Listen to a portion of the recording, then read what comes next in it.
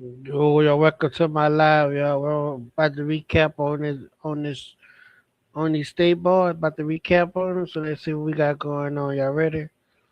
See what we got going on, y'all. Let me see.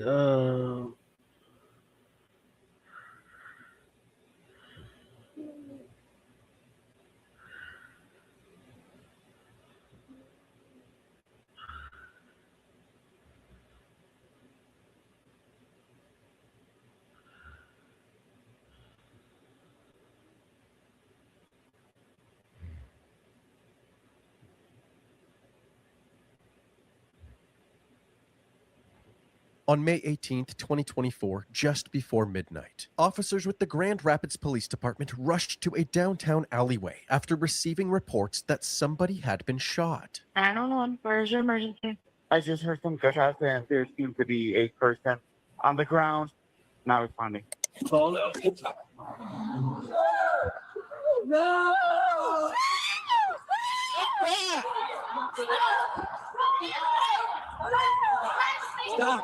Stop. You need to move right now. That's my sister. That's my sister. Please let me go. The officers began CPR, fighting to save the victim's life, but it quickly became clear that they were too late. Victim appears to be beyond medical help here. Step back. It wasn't long before EMS arrived and confirmed what the officers had feared. The victim, 15-year-old Lakeisha Williams, had succumbed to her injuries. What was TOD? 348. That is a female, Lakeisha. The police quickly secured the crime scene and immediately began their investigation. Is there casings over there? Do you guys know anything about what That's my happened? sister. That's your sister? That's my blood sister. I don't know nothing. I just got here. But if the shots came from in here, we're gonna have to walk this. They were able to obtain surveillance footage from the area, and the moments leading up to the shooting were caught on camera. Right around the corner from the alleyway, 5 kids can be seen riding around on scooters at around 11:30 p.m. One of these kids was Lakeisha. Her brother, the one in the orange shirt, was leading the way as the group turned into the alley. When he reached the end of the alley, he looked to his right and saw a mysterious group walking towards him. He immediately pulled a U-turn, as if he was trying to avoid them. When the group reached the intersection, one of the members looked down the alleyway, drew a handgun from his waistband, and shot 4 times. One of those bullets struck Lakeisha in the back of the head. Both groups seemed caught off guard and scattered in different directions. Since the shooter had his face covered, the police were unable to get a positive ID. So, when Detective Brandon Romero was put on the case, his main objective was to hunt down the witnesses who were at the scene, and hopefully they could identify the shooter. In the meantime, the dispatcher shared a general description of the shooter to all units. Suspect information is a black male with a hoodie, black and white sweatpants, and dreads. That's all we have at this point. Word quickly spread throughout the community of Lakeisha's death, and her friends and family began showing up at the scene, looking for answers as to who did this. Hey, I got her. Since the police didn't have much information at this point, they asked Lakeisha's family to visit the station the next morning. I can tell you guys personally that we have a really good start on this case. Okay. Did you guys get the video from the cinema? Yes. Yeah, we got video and we've watched. I mean, there's a guy right now actively. We're pulling cameras after camera throughout the city. And the only unfortunate thing is we can't positively identify the shooter's face. If they ain't gonna talk, Well, there ain't nothing we can do. we understand that there's going to be juvenile, young little kids that ain't going to want to talk to us as this moves forward. But at the end of the day, we'll get there.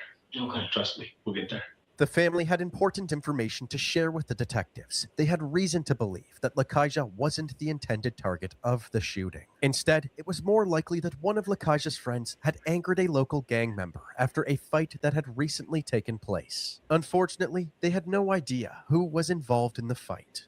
Do you have any idea when this fight was? That was a couple weeks ago. That was a couple weeks ago? Although this information was useful, the detectives explained that speculation alone wasn't going to bring justice to Lakeisha's killer. Biggest and most important thing out of this whole thing is we have to work backwards, identify the people that she's with.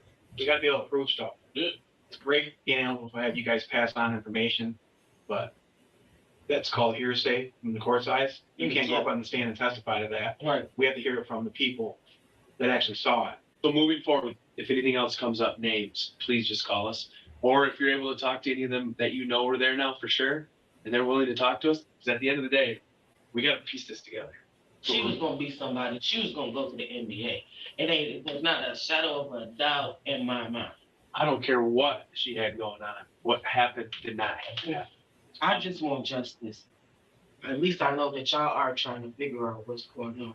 Trust me, we're doing it. I'm going on about 12 hours of sleep the last 3 days. So believe me, it's a priority and there's a lot of work being put into it. Detective Romero spent the next 48 hours organizing all of the security footage gathered from around the city, and he managed to follow the shooter's movements throughout the night of the murder.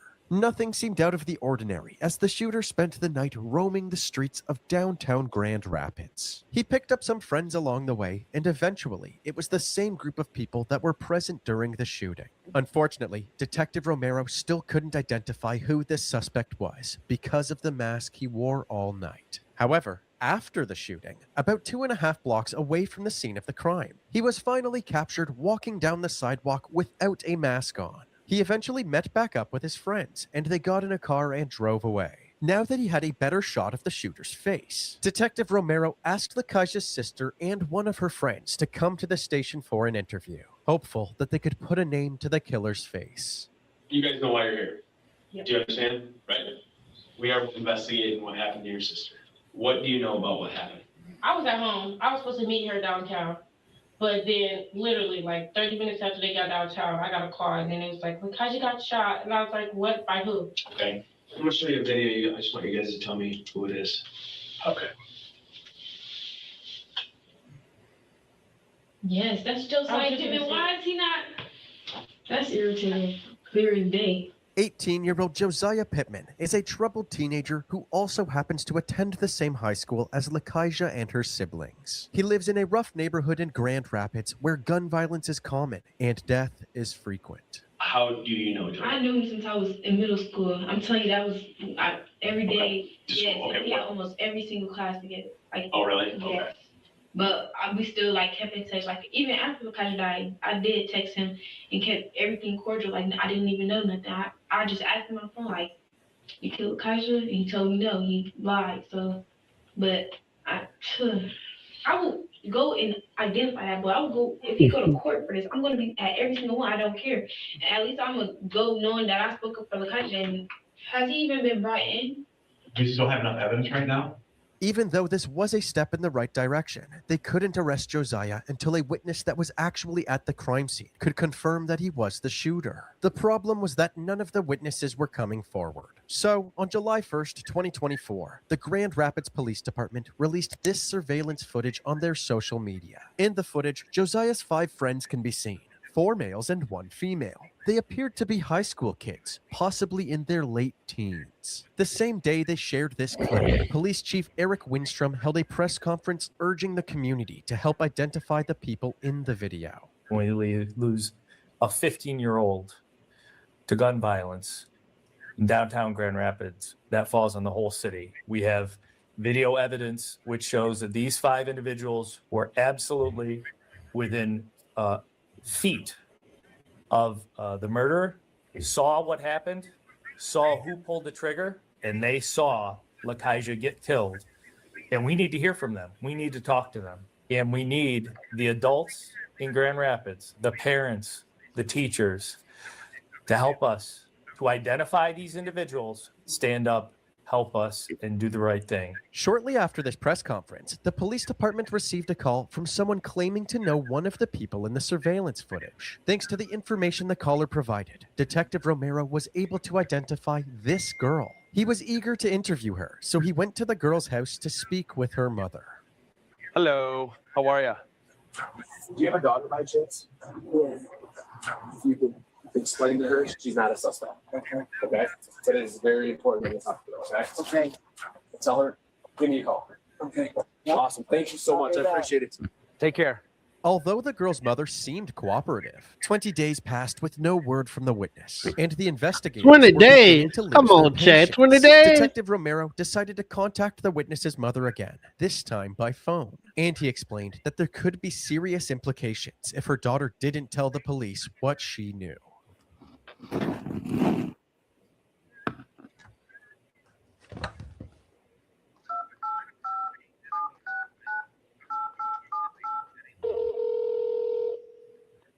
Detective Romero. Hey, how are you? Well, I can explain a lot of things to you that will probably ease your mind. There was a homicide that occurred down in the city of Grand Rapids, and I've identified your daughter as being one of the, I'm going to call her a witness because that's what she is. I can tell you this right now. She was within feet of the individual who fired the shots. And now, do I believe she knew that it was going to happen? I don't. And that's just based on body language, but she was with the suspect. She just needs to understand that I am investigating a violent crime. If you lie during a violent crime investigation, you can be charged with it. Okay. You're welcome. Bye-bye.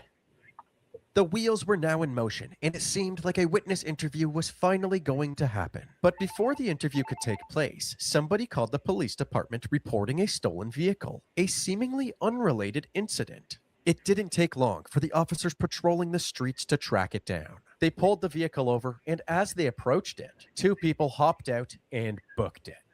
They're bailing. Rosemary and Evergreen. Whoa, hey, stop, please, stop. The two suspects were surrounded, so they began cutting through random properties and hopping fences. Stop! Too northbound. Oh, somebody The running. officers were right on their Oh, heels. somebody running. Eventually, they were able to catch up to one of the perpetrators and tackle him to the ground. We're gonna take him on this.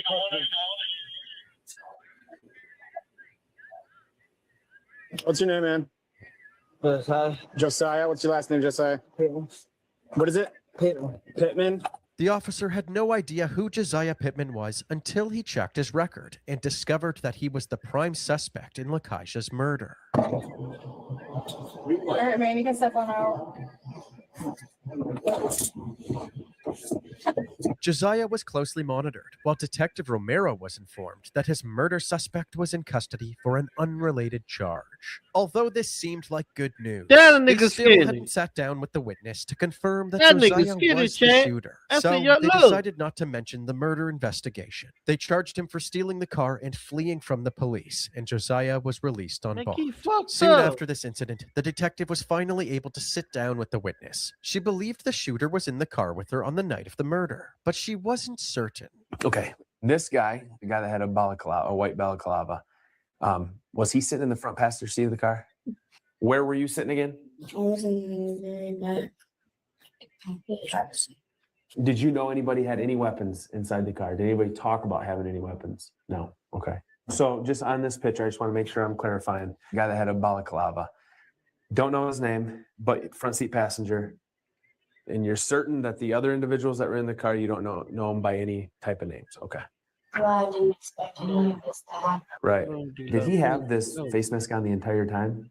No. I don't think so. So if you were to see a picture of him, would you be able to tell me that the person who's in the car? Okay. Okay, I'm going to show you the video here captured from the downtown area.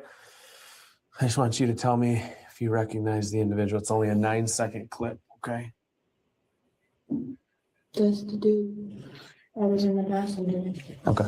The detective finally had what he needed for an arrest, a witness who confirmed that Josiah Pittman was the shooter. Investigators quickly tracked Josiah down to a residence in South Grand Rapids, and Detective Romero assembled a fleet of cruisers, a K-9 unit, and a SWAT team to execute his arrest. A drone was also deployed, so if anybody went in or out of the house, law enforcement would know. Suddenly, one they of the use the units drones noticed now, somebody y'all. down the street that looked like Josiah. That's one is walking southbound, all black with red shoes on. United SRT want to make initial contact, please. Moving in. The There would be a units drone surrounding the when we house see you stood down by the while road. the SWAT team moved in on Josiah. He's compliant.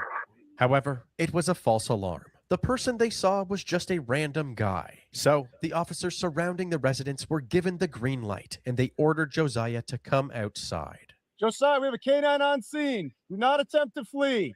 We're not here to hurt you. Do as you're told. You will not be harmed. Exit the front door with your hands up.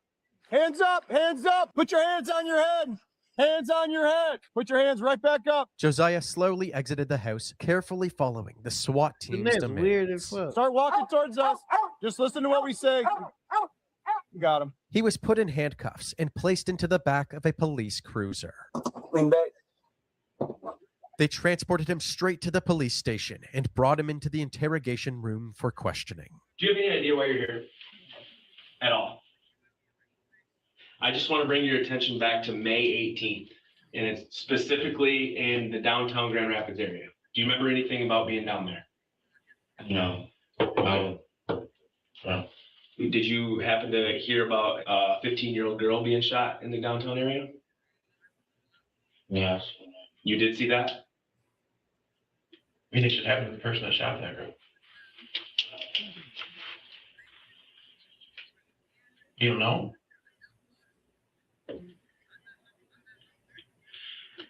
This entire incident was captured on camera. And I want to hear your side of the story as to what happened. I want to hear it from Josiah Pittman. I don't recall. You don't recall? Do you recall being there? Is it possible you were there? You were not down there? You don't know? This is your opportunity. What's that? I don't remember. You don't remember? He lying, Chad. Detective Romero's emotions were already running high, with Lakaija's killer sitting right in front of him. And Josiah playing dumb was only making things worse. But the detective kept his cool and decided to confront him with screenshots of the surveillance footage. I'm going to show you a picture. Who's that? So you're going to stick with a story that you know nothing about it. You were not down there. After I just showed you 6 pictures of you downtown Grand Rapids. That's your story. Hello? Yes or no? Thumbs up? Okay, yes. This is no longer juvenile stuff, buddy. Do you know how severe this is? And you're okay with it? You're okay with eating a murder charge? All I can say is we have a 15-year-old girl now that's dead. I don't think she's the target. There's more to this story. This is why your opportunity right now to tell us the more of the story. I don't got no story to tell. Clearly, Josiah had no remorse for gunning down an innocent person. The detectives took his silence as their cue to end the interview. He was booked into the county jail, and the authorities held a press conference announcing his arrest. Over this past weekend, the Grand Rapids Police have arrested Josiah Tyree Pittman, and my office has filed charges against Mr. Pittman for that homicide that occurred back in May. 15-year-old girl who was literally just riding her scooter in downtown Grand Rapids is gunned down, and the family was devastated. Absolutely heartbreaking, absolutely tragic, absolutely avoidable. We are not going to be the city It's that tolerates domestic, one or of he our did it on children purpose, or they getting trying to. murdered What's going on? and not He following did it on through. purpose. Or it was At domestic, Josiah's Chad. arraignment hearing, the judge read out his Y'all put in the charges, comments. but Josiah didn't seem concerned whatsoever. In fact, he seemed bored. The crime is called homicide, murder, second degree, which in the state of Michigan is a life offense or any term of years. It is alleged that you did carry or have in your possession a firearm to with a handgun at the time you committed or attempted to commit a felony. He pled not guilty to his charges and was denied bond. Although Josiah initially maintained his innocence, he later admitted to being the shooter and changed his plea to guilty. His sentencing took place on October 8th, 2025, 6 days after his 20th birthday. He had a smirk on his face as he sat down with his defense team. Lakaija's mom, Shakita Matheson, had the opportunity to speak to the court, and she urged the judge to hold her daughter's killer accountable. Lakaija's death did not only take my daughter, it shook my entire family. My other children are grieving deeply and live in fear that the same thing might happen to them. I lost my son in 2011 to an unexplained death. And while the pain is unimaginable, the loss has been even harder to cope with my daughter. I hope the person responsible is held accountable for their actions. I share this not out of anger, but out of honesty, to make sure my daughter's life, my pain, our family's experience is truly heard and remembered. Thank you for allowing me to speak. In response, Josiah's attorneys did everything they could to vouch for their client, explaining that Lakaija's death was the result of Josiah's trauma-filled upbringing. Mr. Pittman is a person who was a child in our community, who was raised in this community, who was subjected to incredible difficulty as a young individual, as a young child. He saw his parents being incarcerated. He saw days where he had no parent oversight. He was often moved from home to home. When you have a young child who is at a young age looking out his window and seeing a gunman try to shoot another person, when you're having a young person who knows that individuals that he is closely associated with are involved in gang violence and knows that because of his connection to those individuals that he is a target, that he has in fact been a target in the past. It created an immense trauma mindset, to be quite frank, and it created a situation for Josiah where he felt he was in a constant threat of gun violence. So how does it stop?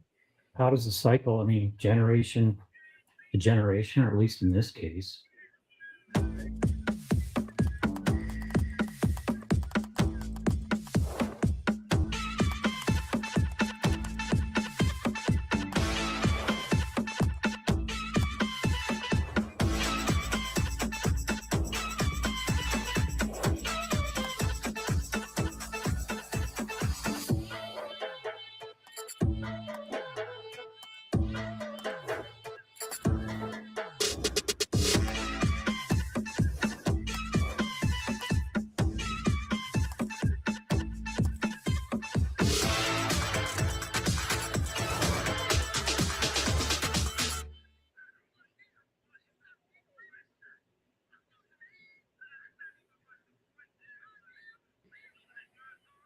Your Honor, I wish I had an answer. And same here. And I think the reality is, I've known Mr. Pittman for a year now since he got arrested on this. And slowly over time, he opened up. And the first ways that he opened up was showing profound remorse. Mr. Pittman's remorse is true. Josiah was also asked if he had anything to say. He read the message he had written aloud, apologizing to Lakaija's family for his actions. First, I want to apologize to the victim family for the sinful act that I committed, causing them great harm.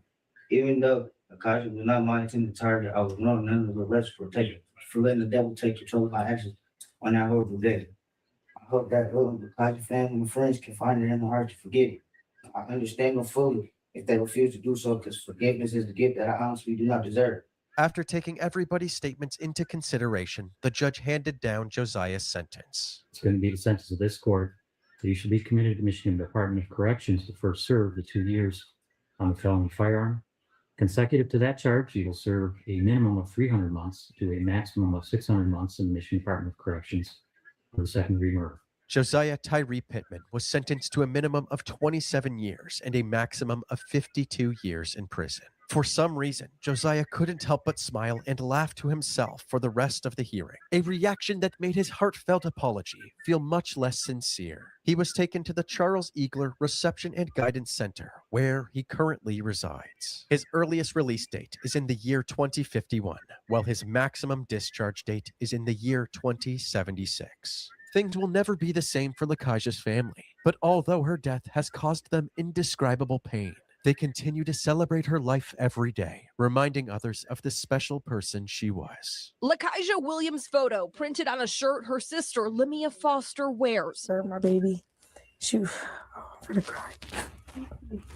I'm gonna cry. I'm sorry. Memories are all that's left of her little sister. My favorite memory with her is when I show her my birth video and she just started gagging, like just gagging. But she came to the hospital with my baby. She would not hold my baby because she was like, it's too small. It's too small. It's like almost not believable. You don't really believe it until you actually see the person, and still it's just like, it feel like she gonna walk through the door anytime. Lamia Foster says her sister loved basketball, all things fashion, and a good joke. She was goofy.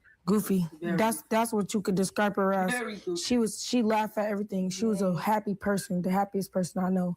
She made even the darkest times good.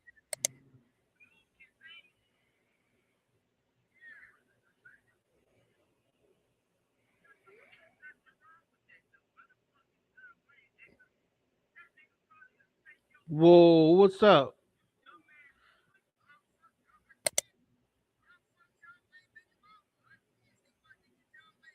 Thank y'all.